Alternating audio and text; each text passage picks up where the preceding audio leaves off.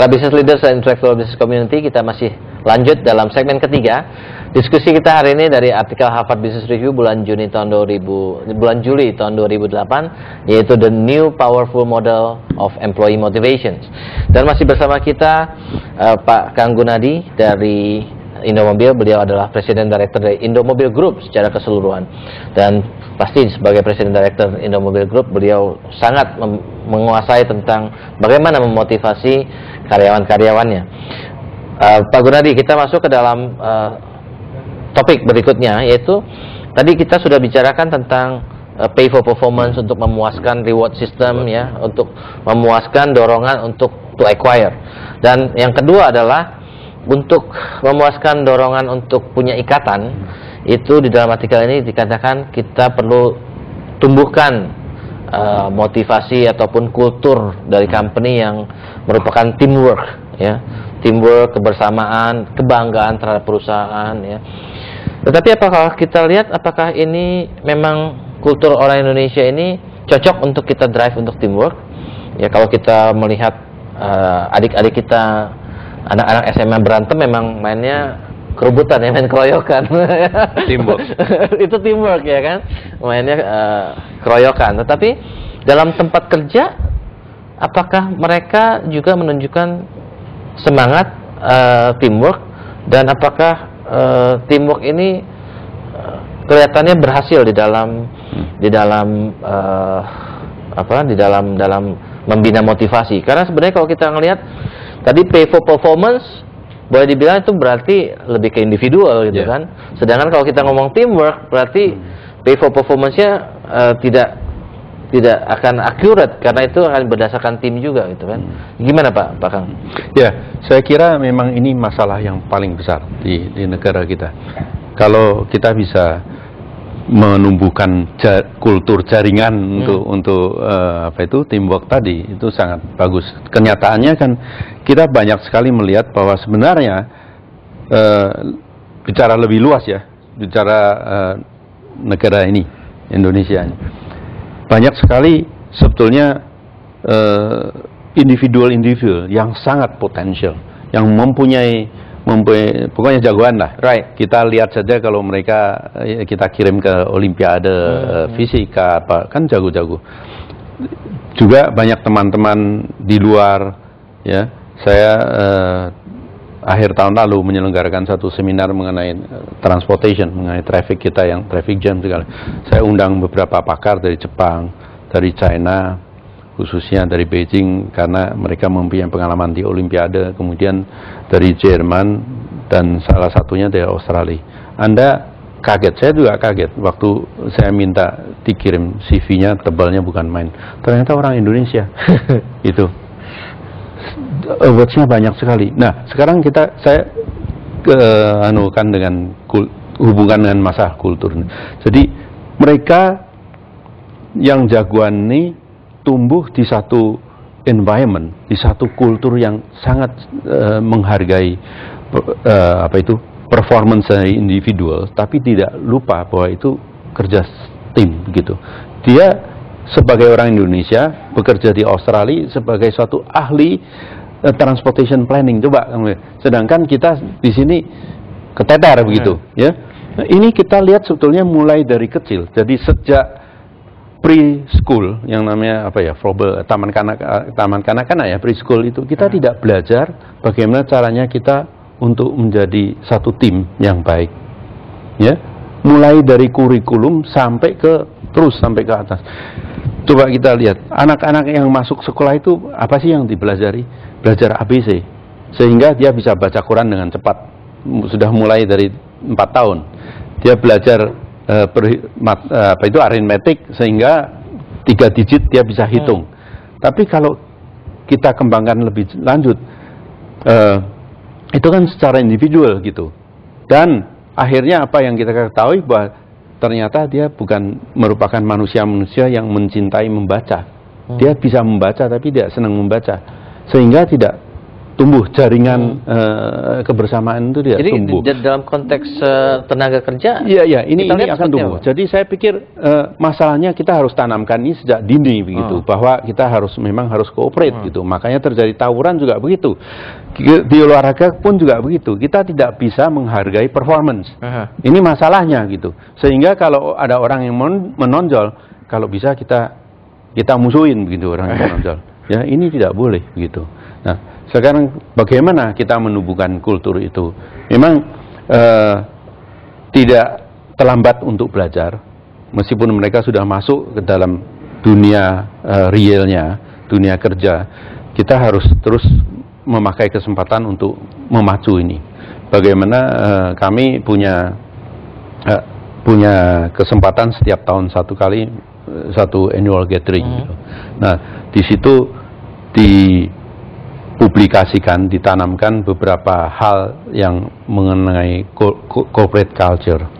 Itu bisa setiap tahun ganti, ya, mengenai macam-macam lah. Bagaimana kita harus punya energi, harus punya semangat, harus teliti dan macam-macam.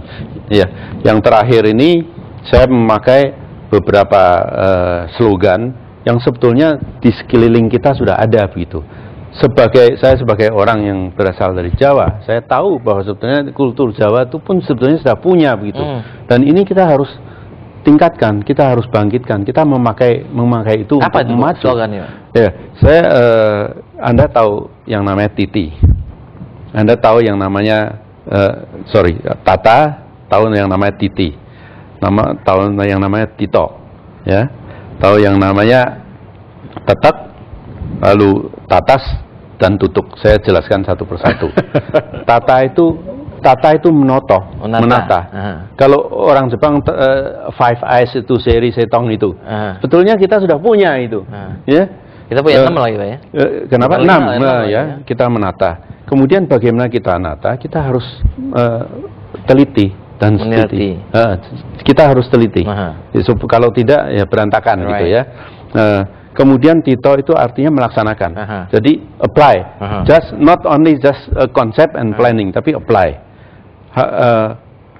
Terus untuk mengaplikasikan itu yang namanya tetek itu firm.